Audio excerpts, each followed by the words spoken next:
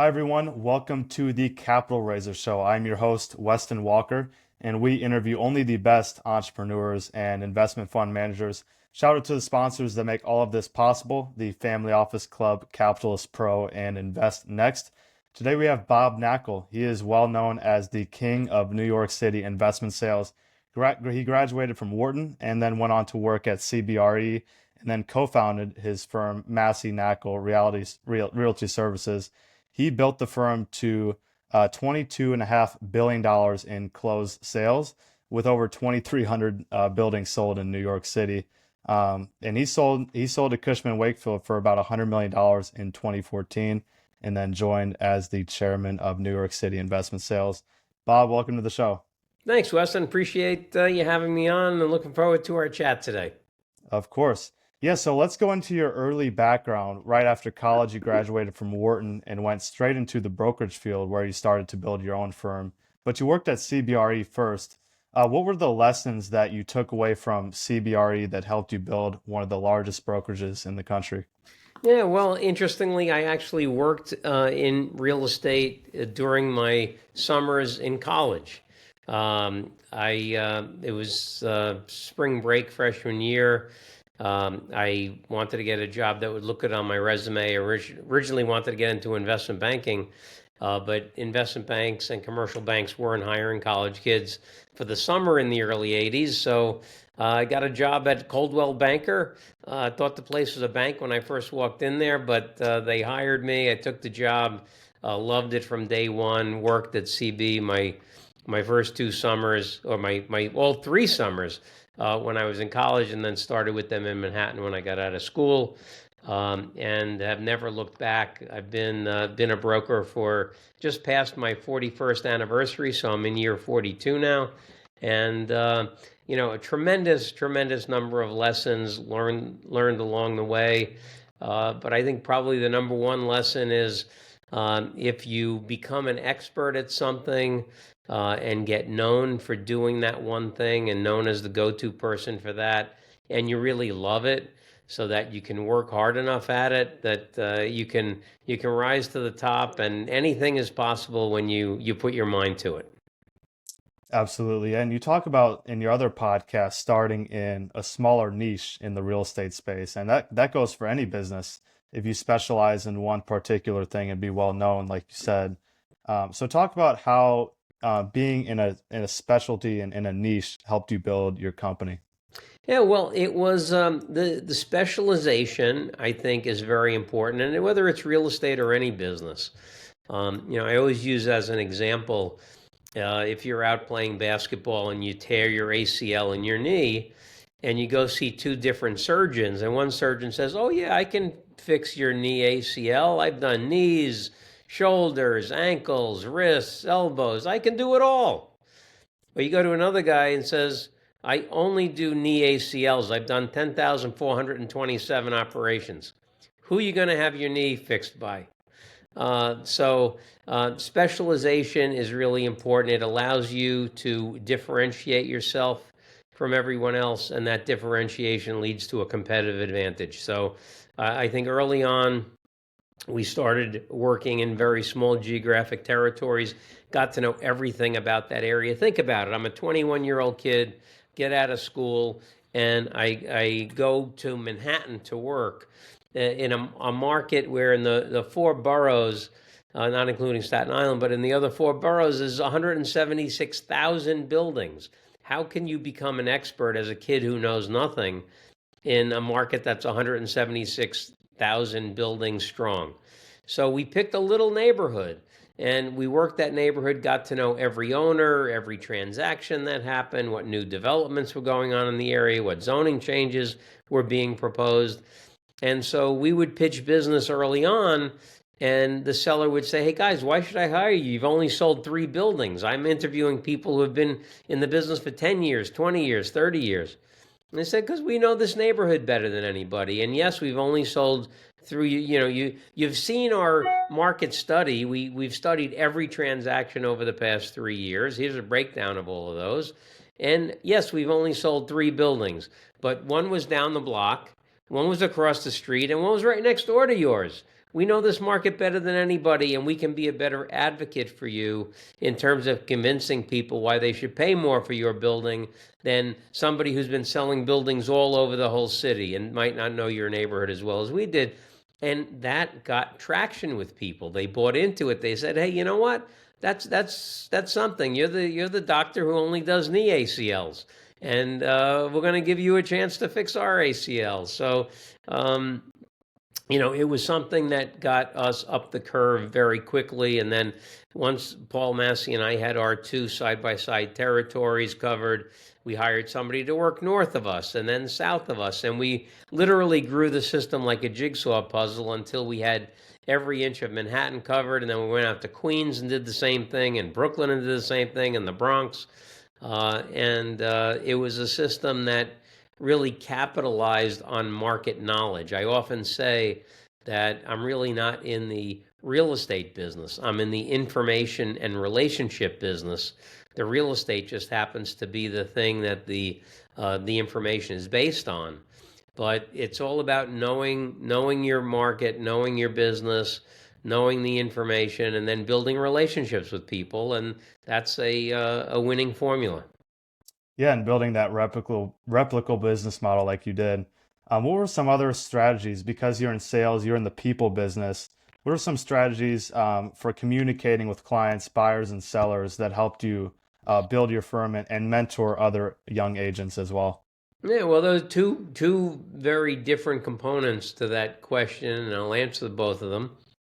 One, the way that you build relationships with people was by one, delivering something of value every time you talk to them, valuable market information, or something that will give them insight into what their property might be worth.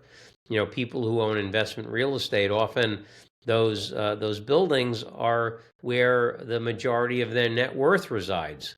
I found over the years that people who buy a lot of real estate may not even own a single stock or a bond. They're just all in on real estate. So they want to know what's going to impact the value of their real estate. It's not like the stock market where you can look up the on the ticker, you can look up what the price happens to be this hour. So you constantly, the real estate market moves more slowly, but everybody's looking for data points upon which you can figure out whether your property value is going up or down, or how much it's going up, how much it's going down.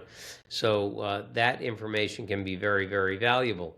And then in terms of how you mentor people or grow a business, you have to have a business model that is scalable.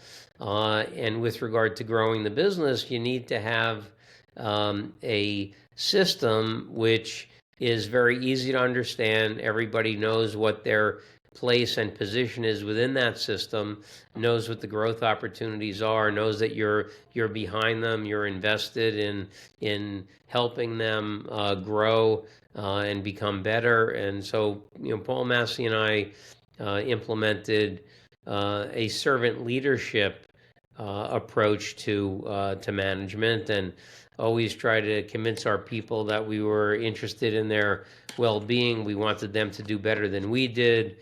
We invested in training them. We built their self-esteem. That's one of the things that I'm most proud of. All the accomplishments, Massey Knakal, the Massey Knakal story is a great one. We, from 2001 to 2014, when we sold the business, the number two company in New York had sold about 1,300 properties. We sold over 4,000 in that period of time, so we lapped the field by more than 3x. And we were just a small company that only operated in New York. We were competing against regional, national, and global firms, and we were kicking their ass every day. For 14 years in a row, we 3x the competition. I don't know where that level of dominance has occurred anywhere else in the United States. But I'm proud of that. Proud of the fact that, we sold the company for a lot of money, which is great. But the thing I'm most proud of is that today in the New York City investment sales business, there are 32 companies or divisions of companies that are owned by or run by people that learned the business at Massey Knakal. So it's a tremendous legacy, and I really now I've had my new company now for 15 months that I started BKREA, and in the same way, I'm growing a new young bunch of hard-working, smart, energetic folks that I know in the future they'll have their own businesses and do really well. But that's something that makes me very proud, and I'm happy to see the success that the people I've trained have, and want to build some more future leaders for our business. Absolutely. Yeah, and talk about the early days of Massey Knakal and what you looked for in those young hires and those partnerships that really helped you scale the firm. Yeah, well, the characteristics we looked for folks who were really competitive. The real estate sales business is a very, very competitive one. So we looked for people with athletic backgrounds, because athletes are generally pretty competitive. We also looked for folks who played team sports, because real estate is also a business where you do a lot better if you work collectively as opposed to individually. So team sports is always a good background for folks who we thought would do well, or excelling in any competitive environment. Maybe you were captain of the debating team, or editor of the school newspaper, or class president, or something where you demonstrated excellence in a competitive environment. Those are traits that we looked at very, very strongly. And then, the key to everything is, no matter how good you looked on paper, we always told our HR people, look, after you interview somebody, we don't care if they were captain of the football team and they were school class valedictorian, and checked every box that you could check. If after you interviewed them, you didn't feel like, hey, this is a cool person, I want to go have a beer with them, or I want to go have lunch with them.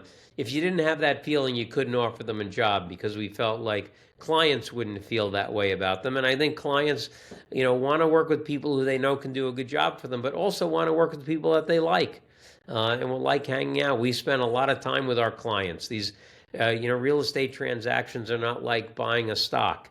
It takes months and months to get a transaction done. You spend a lot of time with people, and people tend to work with who they like.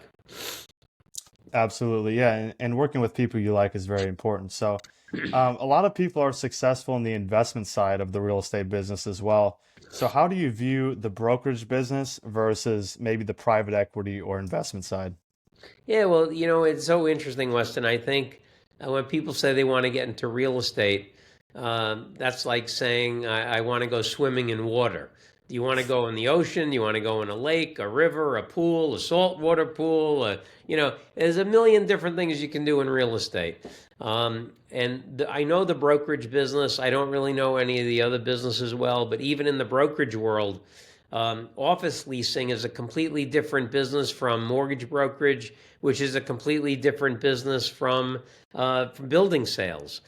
So even just if you narrow down everything, investing, developing, raising equity, and brokerage, just within the brokerage silo, there are so many different types of things you can do. So, I think that they're all very, very different businesses. I only know the one, so I can guess what these other businesses are like, but I don't really know the nuts and bolts of them. I know the brokerage business. That's all I've done for 41 years, and all I hope to ever be doing.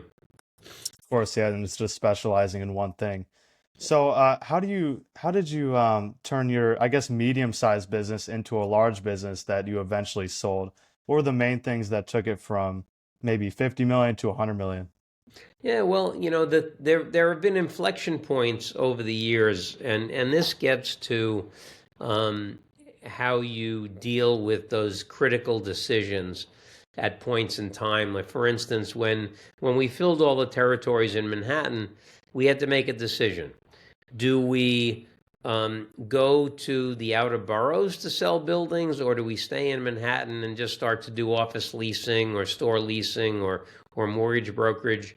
And at that time, we said, you know what? We know how to sell buildings. We don't know anything about these other service lines. So let's go open a Queens office and sell buildings out in Queens. and so that worked out really well for us. There'd be a later point in time where we had all the territories in New York City filled. And we're like, okay, again, do we expand geographically? Do we go to Boston or Philadelphia or DC or Chicago? Or do we offer more services to our clients? And at that point in time, we made the opposite decision where we said, you know what, we have decades long relationships with people. Let's offer them more services rather than go to Chicago and have to explain who we are and what we do. So we started doing retail leasing and mortgage brokerage for an existing client base that we had very, very loyal clients. So that was a big difference. But I think probably the thing that gave us the biggest shot in the arm was an inflection point right after 9/11. And I talk about this in my book. I just wrote a book with my broker coach called Selling Buildings, which I wrote with Rod Santamassimo. And I go into this in great detail. But right after 9/11, it was a very interesting time in New York. The country was in a recession, dot-com bubble had burst, and we have 9/11 happen in New York. And so a combination of all those factors led most companies to downsize. They were letting people go. They were downsizing. Nobody knew what the future of the city was going to be like. And all these great quality people were out of work, brokers and lawyers and accountants and bankers. And we said, you know what? New York is tough. We're going to bounce back from this. Let's go out and hire everybody we can and grow the company. And so up to that point, Paul and I had been interviewing everyone ourselves, but we went out and hired a director of HR and just started hiring like crazy. And we had, the company started in November of 1988. It was just Paul, myself, and a secretary. By September of 2001, we had 21 people. Well, we went on this hiring binge, and 2 years later, we had 150 people. And fortunately for us, the market really started to take off again in 2004. So in 2004, most other companies are saying, hey, the market's looking good. Let's go start hiring some people. Well, we had done that 2 and 3 years before. So when the market started to come rolling back, we had guys who had experience. We had all our territories filled.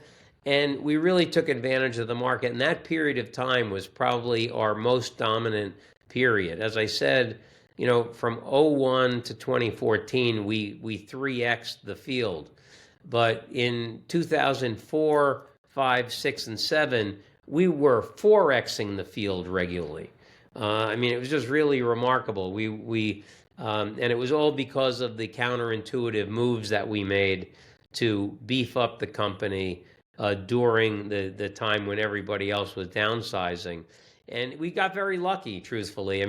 We were so lucky the market came back. If the market hadn't come back, we probably would have been out of business.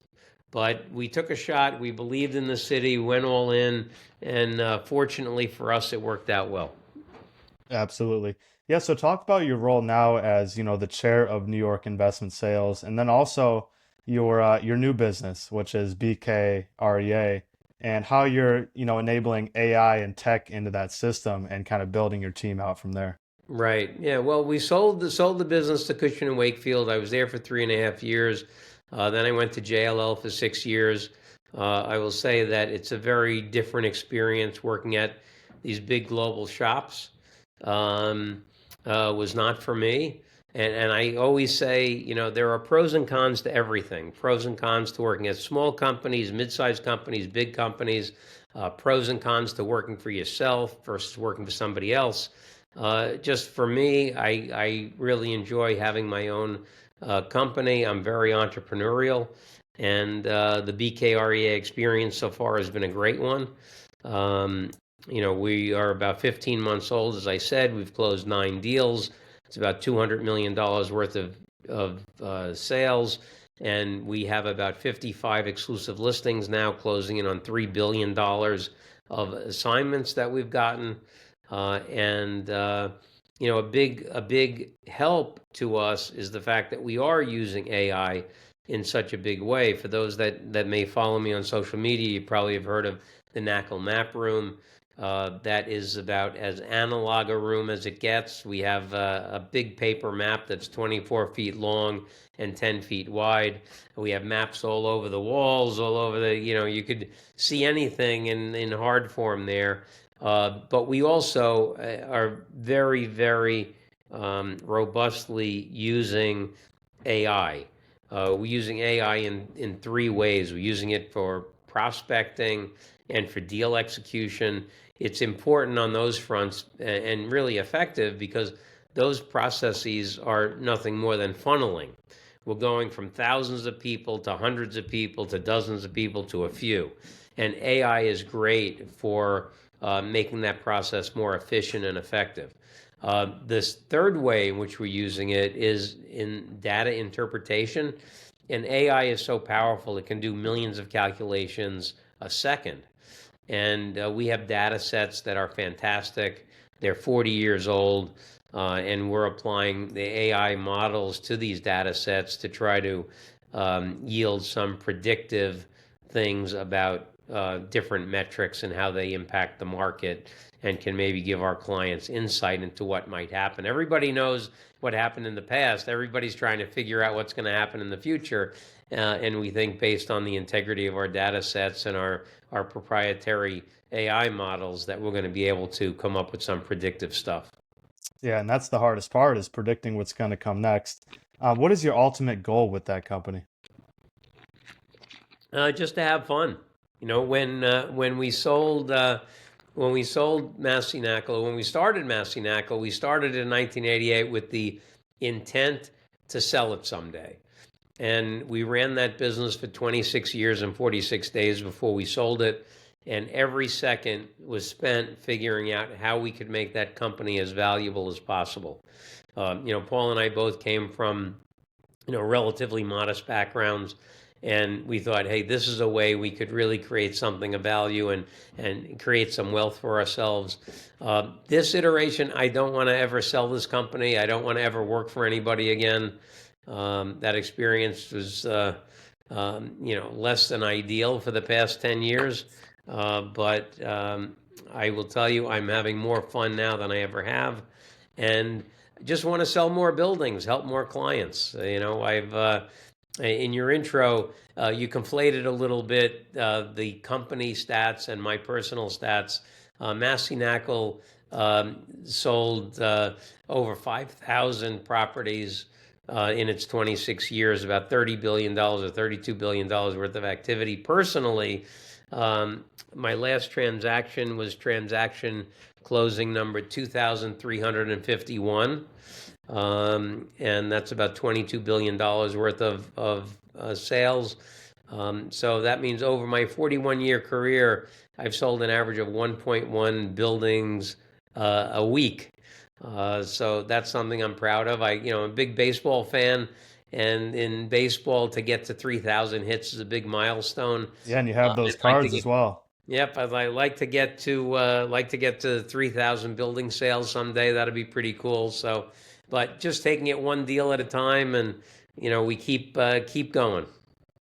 What's the largest building you sold, and then the story behind that? The largest single building probably was 2530 Columbia out in Brooklyn. I sold a package of two properties for the Watchtower Bible Society. Watchtower had been buying properties in Brooklyn for 100 years. They had two properties that were big assets for them that they wanted to sell. One was a full square block property at 85 J Street, which is a big parking lot. And we sold that for about $238 million. That was about 1 million buildable feet. And along with that came their headquarters building, which was on Columbia. And that was about 1 million square feet also. And that also sold that was about 250 million. So total was, nearly $600 million for those two properties, and a total existing footage and buildable footage of about 2 million feet. It's crazy. Yeah, what are you looking for if someone wants to reach out to you? Maybe they're a young, talented, young hustler and looking to sell buildings on behalf of, a growing firm. If someone wants to reach out to you, like what are you exactly looking for in your talent or something else to build out your new firm? Yeah, well, not really looking to hire right now. I have 15 people. I think that's a pretty good size. At the in the Massey Knakal days, we had 250 people. I don't want to come anywhere close to that in terms of head count. It's a management headache, and I'd rather have a small, lean shop where everybody's having a great time, everybody's making a lot of money. We might selectively hire here and there, but we're not aggressively looking to grow. Somebody would really have to knock my socks off to get in the door at this point. Of course. Yeah, and if you were to start your sales career over today, what would be the top skill sets that you would focus on to build your career? Well, I think that probably circles around to um, being illustrated in my suggested reading list.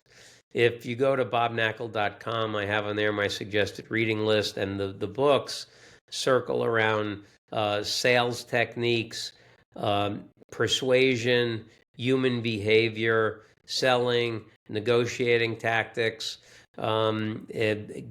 what great businesses have done. And I think that those are skills, the things that you don't really think about, but public speaking, how to speak in public. Most people are scared to death of that, but as a salesperson, you have to do that. So I think those are the kind of skills that I learned over time. And if I was starting a career today or as advising somebody, I'd say, you know what, don't take 10 years to develop those skills. Try to get them as soon as you possibly can, because the sooner you master them, the sooner you'll be able to implement them, and that will serve you very well if you understand why people do what they do, understand selling and negotiating, and are able to connect with people.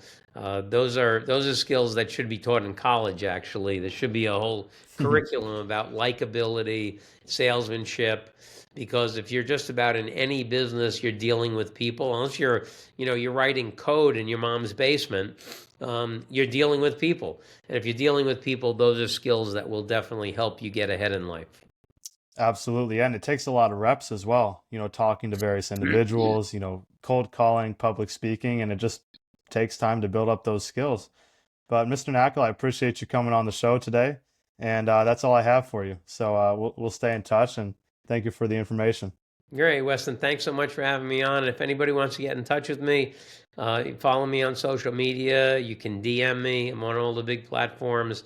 And if you want to email me, you can email me at bk@bkrea.com, and be happy to hear from you and answer any questions that you might have.